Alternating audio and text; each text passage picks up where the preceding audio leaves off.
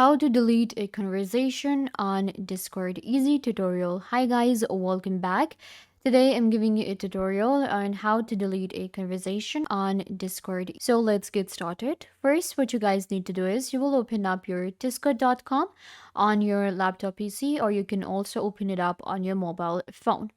On Discord, we have different chats and conversations known as direct messages. So if I click right here, you can see all of these different messages that I have with my friends, all of these conversations. Let's say that I want to delete it.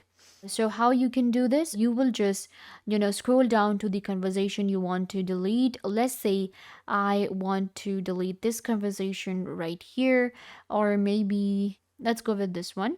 So you can see I have this conversation here and I want to close it, I want to delete it. For that, you can either click on this cross button, it will be vanished from here.